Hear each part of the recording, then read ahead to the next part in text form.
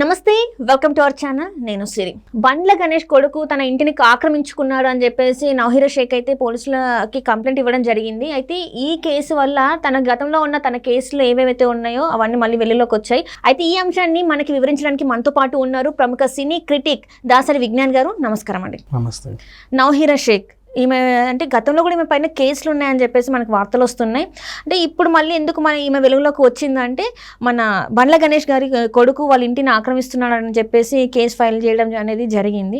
So అసలు ఏంటి ఈమె మీద ఎందుకు ఇన్ని కేసులు ఉన్నాయి, అసలు ఎలా చూడాలి? కానీ పాపం ఇక్కడ ఏమి బాధితులతోనే ఏం చేసినా సరే ఈసారి అయితే కొంచెం జాలేసింది. ఇంతకుముందు అంటే మనీ లాండరింగ్ కేసు, ఆ గోల్డ్ స్కామ్లు, అయ్యో పిచ్చి పిచ్చి స్కీములలో గోల్డ్ అట్లా ఇస్తాం ఇట్లా ఇస్తాం అని చెప్పి మొత్తం 5,600 కోట్లు వసూలు చేసింది. అబ్బా, వసూలు చేసి రాజకీయ పార్టీ పెడదాం అనుకుంది, ముస్లిమ్స్ది రాజకీయ పార్టీ. ప్రచారం కూడా స్టార్ట్ చేసేసుకుంది. ఆటోల మీద పోస్టర్లు వేసుకుంది, బస్సుల మీద పోస్టర్లు వేసుకుంది, 1-2 హోర్డింగ్లు వేసింది. ఆ మెహదీపట్నం సైడ్ కొన్ని ఆటోలో ఉంటే నేను చూసా. ఒక టీవీ ఛానల్ పెట్టుకుందాం అనుకుంది సొంతంగా. ఎవరు ఈమె ఏంటో నాకు అర్థం కాలే, ఎవరి వీళ్ళ అనుకున్నా. కానీ తర్వాత ఆమె ఎప్పుడైతే అరెస్ట్ అయిందో, ఆమె గురించి తెలిసిందో అప్పుడు ఓహో ఇది ఈవిడే కదా అనుకున్నాను. నేను కూడా ఆమె యాడ్లు కనీసం ఒక 4-5 సంవత్సరాలు చూశాక ఆవిడ ఎవరో తెలిసింది నాకు. సో హీరా గ్రూప్స్ ఎండి నౌహీరా షేక్ ఇట్లా కేసులో అరెస్ట్ అయిందని తెలిసిన వెంటనే పెద్ద సంచలనమైంది. జైలుకు తరలించారు. ఇంకా ఆమె బాధితులు ఎంతమంది ఉన్నారు అందరినీ వెతికి తీశారు. పెద్ద స్కామ్ కదా, 5,600 కోట్లు. సో తర్వాత ఏం చేశారు, ఈమెకి ఒక 2021లో అనుకుంటా మా బెయిల్ వచ్చింది. 2019లో ఇవిడ అరెస్ట్ అయింది మొత్తానికి. సమ్ అరౌండ్ 21లో ఎప్పుడో బెయిల్ వచ్చినట్టుంది. అది కూడా కొన్ని షరతులతో కూడినటువంటి బెయిల్. దాంట్లో ప్రతి ఆదివారం అనుకుంటా, సోమవారం ఆదివారము మన కూకట్పల్లి పోలీస్ స్టేషన్కి వచ్చి సంతకాలు పెట్టాలి. అండ్ మళ్ళీ తర్వాత బయట ఎక్కడ ఇంటర్వ్యూలు ఇవ్వద్దు, మీడియాలతో మాట్లాడొద్దు. కేసు నడిచే అన్ని రోజులు నువ్వు సైలెంట్గా ఉండాలి, పాస్పోర్ట్ సబ్మిట్ చేయాలి. ఇన్నేవో చాలా ఉన్నాయి రూల్స్ రెగ్యులేషన్లు, అవన్నీ పాటించింది. కాకపోతే ఏంటంటే ఇక్కడ బండ్ల గణేష్ తెలివి వల్ల పాపం ఇరుక్కుంది. ఇప్పుడు ఆ బెయిల్ క్యాన్సిల్ అయిపోయింది. అమ్మ తల్లి నువ్వు వచ్చేసి నీ బెయిల్ క్యాన్సిల్ అని చెప్పేసి మళ్ళీ పిలిచారు. ఎందుకు బెయిల్ క్యాన్సిల్ చేసింది అంటే అప్పుడు ప్రాపర్టీస్ అన్నీ అటాచ్ చేసింది కానీ ఈ బిల్డింగ్ తాలూకు అటాచ్ చేయలేదు. సో ఇప్పుడు ఈయన ఎంట్రీ అయ్యేసరికి అది వెలుగులోకి వచ్చింది. ఓహో అంటే ఈమె అటాచ్ చేయని కూడా ఇంకా చాలా ఉండుంటాయి. వాళ్ళు అంటే 2 ఏళ్ళ నుంచి బాగానే బతుకుతుంది, టైంకి వస్తుంది, లాయర్లను బాగానే మెయింటైన్ చేస్తుంది, కేసు బాగానే మెయింటైన్ చేస్తుంది, చూడడానికి కూడా బాగానే ఉంది.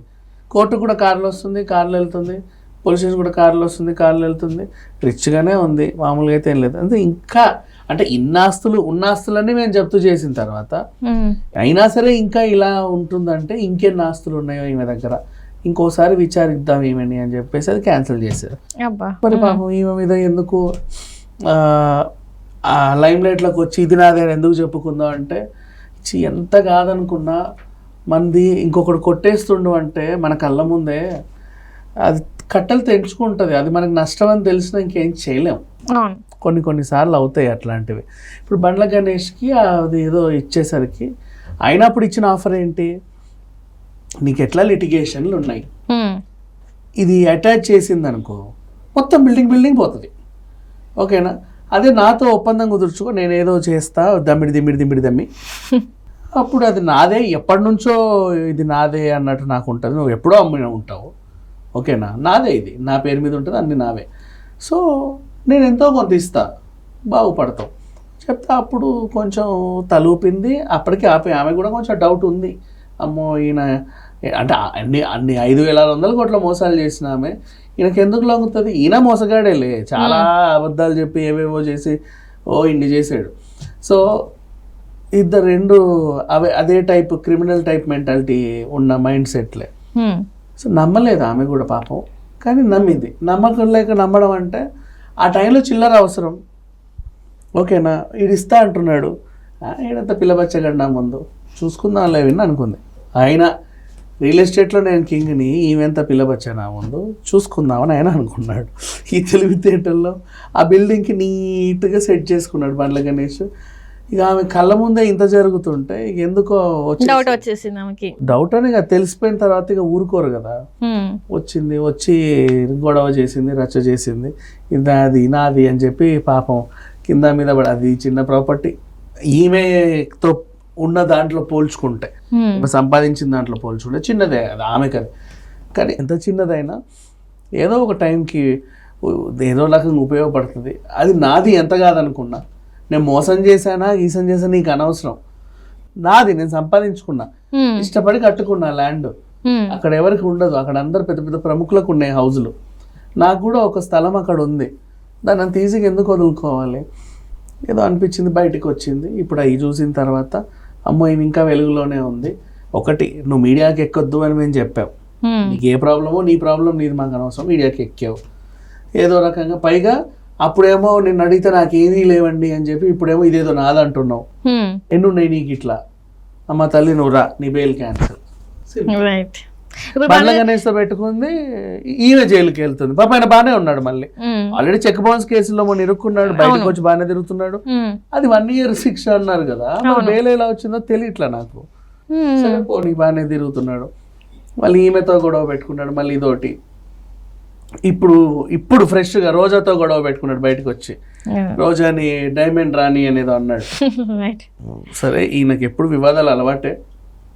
ఈయన కాకపోయినా ఈయన డ్రైవర్ వాళ్ళ ఆవిడ ఆత్మహత్య చేసుకొని అప్పుడెప్పుడో వాళ్ళు లైమ్ లైట్. మొత్తానికి ఏదో రకంగా ఈయన చుట్టుపక్కల ఉన్న వాళ్ళందరూ ఈయనతో పాటు హైలైట్ అవుతారని అనుకోవాలి మనం. అవును, నిజంగా భలే వెలుగుతుంటారు ఎప్పుడు ఏదో రకంగా.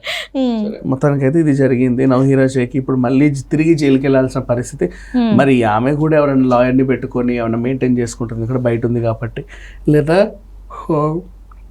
ఈసారి కనుక మళ్ళీ అరెస్ట్ అయితే మళ్ళీ ఎప్పుడు బెయిల్ వస్తుందో పాపం చూడాలి. అంతే. అంటే తప్పు చేసింది, చేయలేదని నేను అన్నట్లు, అక్రమంగానే సంపాదించింది. కాకపోతే ఈమె దగ్గర నుంచి ఈయన ఇంకా అక్రమంగా కొట్టేయాలనుకుంటే పాపం ఏంటో కొంచెం జాలి చూపించాల్సిన పరిస్థితి వచ్చింది. అంటే ఇక్కడ చూసుకున్నట్టయితే ఇది మన ఎవరైతే మన బండ గణేష్ ఉన్నారో తను ప్లాన్ చేశాడా, అంటే తనకి అంటే తనకి కథ ముందే తెలియకపోవచ్చు. రెంట్కి తీసుకున్నప్పుడు పలానా మా ఓనర్ పెద్ద ఆవిడ అని అనుకున్నాడు. ఆమె ఎప్పుడైతే ఆమెకు ఉన్న కేసులన్నీ బయటపడి తెలుసరే మీ ఓనర్ ఇట్లా అంటారా అని వాళ్ళ ఫ్రెండ్స్ చెప్తారు కదా, అవునా అమ్మని మరి ఆ బిల్డింగ్ మనం ఏదో ఒకటి చేసుకోవచ్చే అని చెప్పి ఆలోచనలు వస్తాయి. పైగా బండ్ల గణేష్ అంటే పక్కా వస్తాయి, డౌట్ లేదు. అంటే అసలు ఏమీ లేకుండా చెక్ ఇచ్చేసి ₹1 కోటి చెక్ సింపుల్గా తీసుకే అని ఇచ్చాడు. అంటే ఉండాలి కదా దాంట్లో కూడా బ్యాలెన్స్ డిపాజిట్, అది ఏదేమో బౌన్స్ అయింది చిల్లర లెక్క ఉంటాయి. అంటే ఏదో ఒకటి చెప్పి నెగ్గుకు రావాలి, తెలివితేటలు బాగానే ఉన్నాయి. సో ఆ రకంగా చూస్తే అది కొట్టేయాలి అనుకున్నాడు, 100% అనుకున్నాడు, కబ్జా చేసేద్దామని చెప్పేసి. ఈమెకు కూడా నేనే ఇంతమందిని ముంచి అది తెచ్చుకుంటే నువ్వు నన్ను ముంచి ఇది తెచ్చుకుంటావా, ఆమెకు మండింది. 2 కళాఖండాలే కొట్లాడుకున్నాయి ఒకరికొకరికి. బట్ పాపం హీరా ఓడిపోయింది బండ్ల గణేష్తో. బయటకు వచ్చిన పాపానికి ఆ పాత కేసులన్నీ మళ్ళీ తల చుట్టుకున్నాయి అనుకోవాలి. Right. Thank you so much అండి. Thank you so much.